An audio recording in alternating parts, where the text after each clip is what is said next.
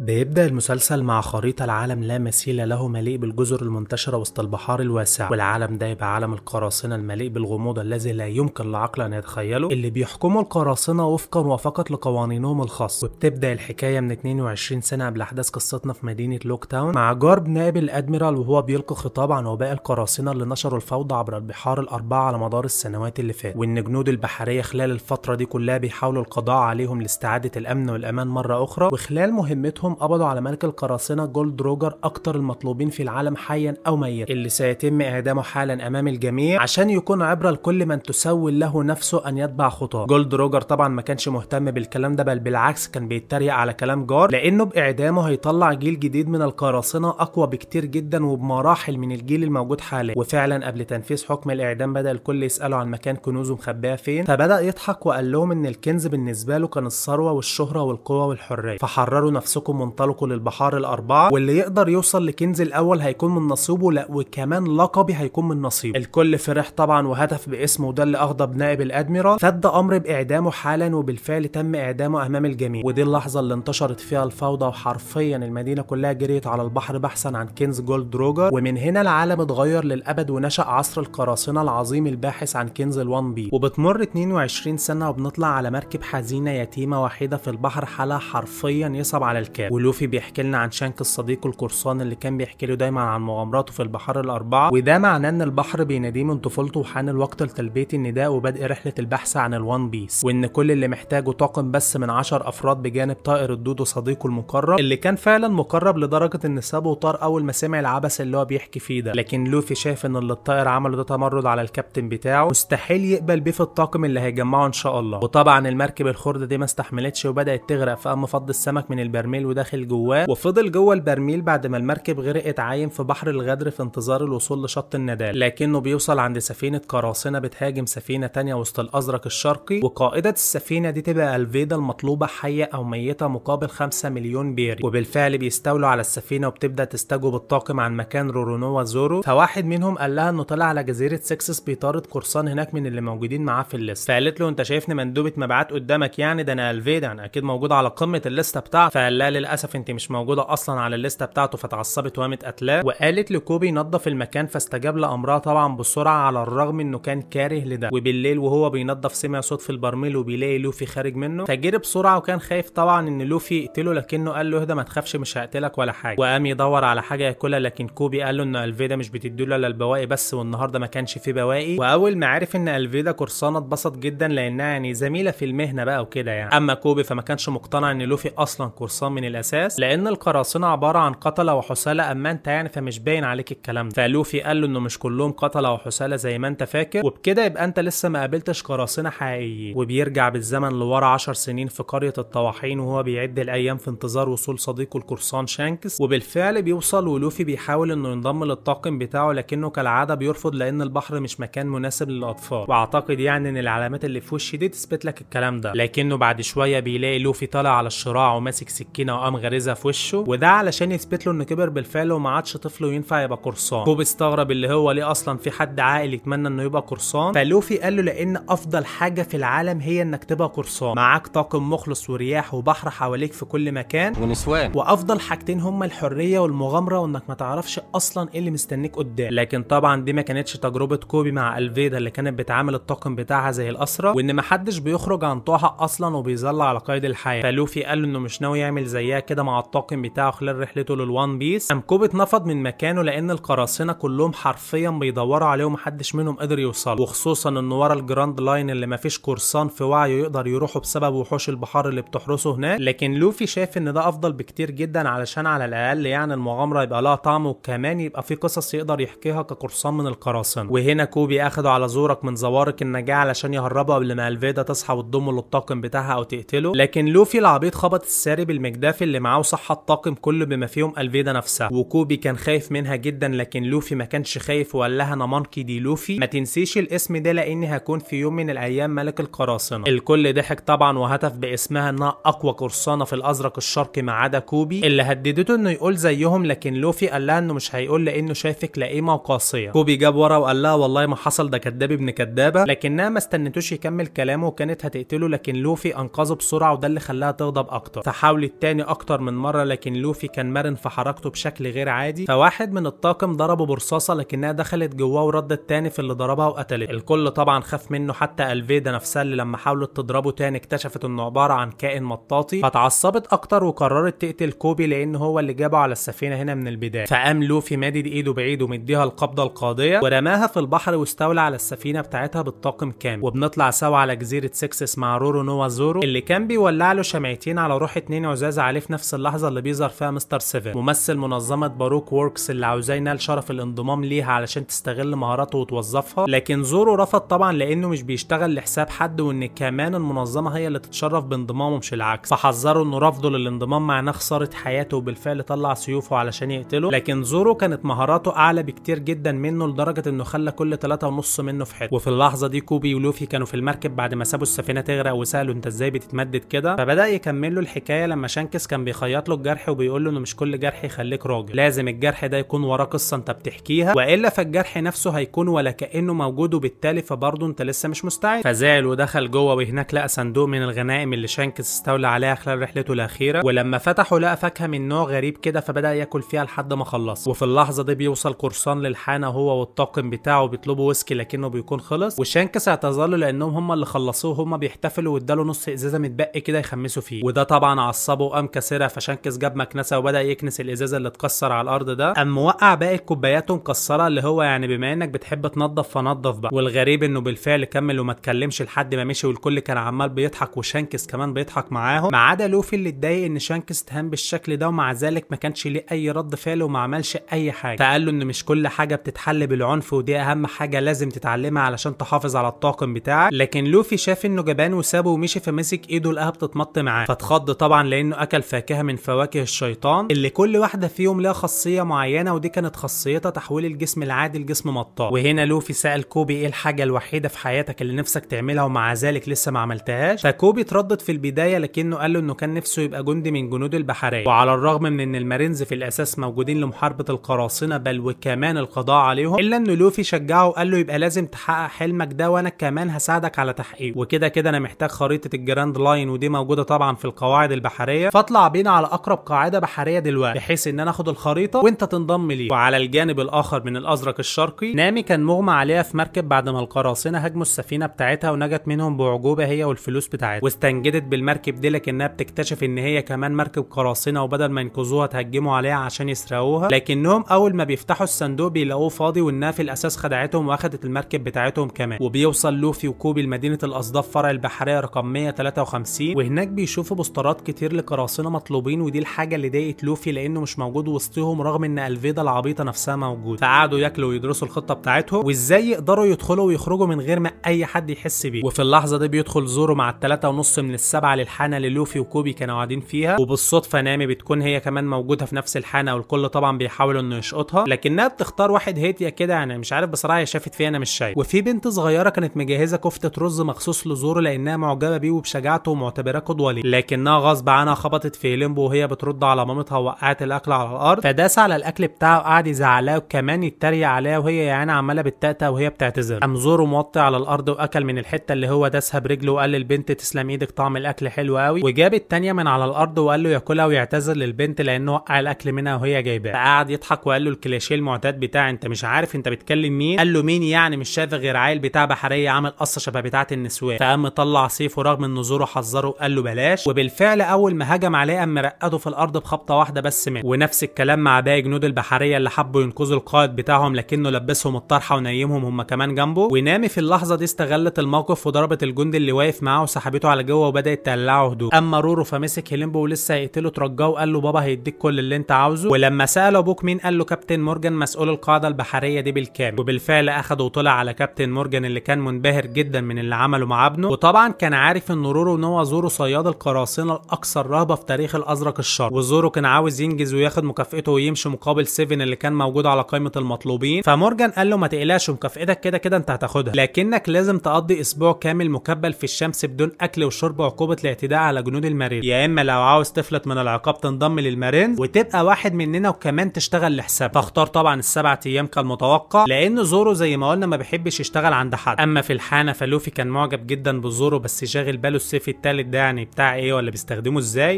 لكن كوبي كان متضايق بسبب ان البحريه المفروض ان هم يحموا الطفله دي مش يهنوها بالشكل ده. فلوفي قال له ان زي ما القراصنه منهم الطيب والشرير، فنفس الكلام في البحريه وانا متاكد انك هتكون من الاخيار. وتاني يوم زورو كان متذنب بره وهيليومبو عمال يتريق عليه وهو ماسك السيف بتاعه، وزورو عمال يصرخ فيه سيب السيف، انما هو ولا كانه هنا. ولما قال له استمتع بالسبع ايام دول لان لما يخلصوا انا حرفيا مش هرحمك، قام ضحك وقايل له انت فاكر ان انت هتطلع من هنا اصلا حي؟ انا ابويا ما ربطش حد قبل كده على العمود ده وطلع حي وسابه ومشي. اما نامي فاندمجت وسط المارينز وقدرت تتسلل لغرفه الخرايط من وراهم. اما زورو بيلاقي واحد خارج من البلاعه اللي قدامه وبيكتشف ان لوفي اللي اتفاجئ انهم اعتقلوه بسهوله، لكنه قال له ان هو اللي سلم نفسه وعرفه على نفسه انه زورو صائد القراصنه. قام لوفي قال له وانا ملك القراصنه المستقبلي وعاوزك تنضم للطاقم بتاعي. اللي هو انت عبيط يا اسطى، بقول لك مهنتي ان اصطاد الناس اللي زيك سواء احياء او اموات. فلوفي قال له انت كل شويه عمال تكررها لكن عينيك بتقول حاجه تانية، ايه هي بقى الحاجه دي؟ فقال له انه وعد اقرب الناس ليه من زمان انه يكون اعظم مبارز سيوف في العالم. فلوفي بدا يفكه وقال له يبقى ما تضيعش وقت هنا وروح حقق حلمك اللي بتحلم بيه. وده على الرغم ان زورو قال له ان فكك ليا ده مش معناه ان معاك في الطاقم او حتى ان مديون ليك بحياه. وبعدها سابه ونزل تاني من نفس الفتحه لانه كان طلع اصلا من الفتحه الغلط والمفروض انه يروح لغرفه الخرايط. وفجاه ونامي بتدور على الخريطه بتدخل عليها واحده وبتقول لها بتعملي ايه؟ قالت لها بجيب خريطه الجراند لاين لكابتن مورجان. لكن اللي ما كانتش تعرفه ان خريطه الجراند لاين موجوده اصلا في الخزنه بتاع المكتب بتاعه. واللي بيزيد الطين بله ان اللي ضربته واخدت اليونيفورم بتاعه دخل عليهم هو كمان وعرفها، فقامت هجمه عليهم هما الاثنين بسرعه وضربتهم قبل ما يهجموا عليها ويقتلوه، وسحبتهم هما الاثنين على جنب في نفس اللحظه اللي لوفي العبيط بيقع فيها من فتحه التهويه. فبتروح علشان تقبض عليه على اساس انها من المارينز وكده، لكنه كان سمع كل حاجه هو مستخبي فوق وسابها وراح علشان يجيب الخريطه، فطلعت تجري وراه لانها عايزاه هي كمان، لكنها كانت خايفه لحد يشوفهم لانه كان حرفيا ماشي ولا كانه في صاله بيتهم لحد ما فعلا بيلاقوا كابتن مورجان في وشه. فنامي لحقت نفسها وقالت له انها واخده السجين ده على السجن لكنه ما شافهاش قبل كده ولا مره ولا يعرفها. فقالت له انها انضمت جديد من الكتيبه 77 لانها حابه تخدم تحت قيادته العظيمه التي لا مثيل لها في كافه القواعد البحريه. اما هيليومبو فكان واقف في اوضته ملطي وعمال يلعب بالسيف بتاع زورو زي الاطفال، وفجاه بيلف لقى زورو في وشه وكان طبعا خايف لا يقتله، فقال له لا ما تخافش انا هعمل لك حاجه احلى وبعد ما كابتن مورجان مشي بنكتشف انها سرقت المفاتيح بتاعته. فلوفي اعجب بها جدا وقرر انه يضمها للطاقم بتاعه، لكنها طبعا رافضه بشكل قاطع لانها مش بتكره اي حد في الكون اكتر من كرهها للقراصنه. وبالفعل وصلوا للمكتب بتاعه وبداوا يدوروا على خريطه لكنها ما كانش لاقي اي اثر في اي مكان. لكن لوفي فجاه فتح بالغلط باب سري كان موجود تحت المكتب وكمان موجود في الخزنه. وفي اللحظه دي مورجان شاف الاثنين اللي مضروبين وعرف منهم اللي حصل فشغل الانذار بسرعه. ونامي لسه بتحاول تفتح الخزنه لكنها مش عارفه، ومورجان كمان كان وصل بره وبدا يكسر الباب عليها. قام قايل لها طب وسعي كده وقعد يشد في الخزنه علشان يخلعها من مكانها، وهي طبعا اللي هو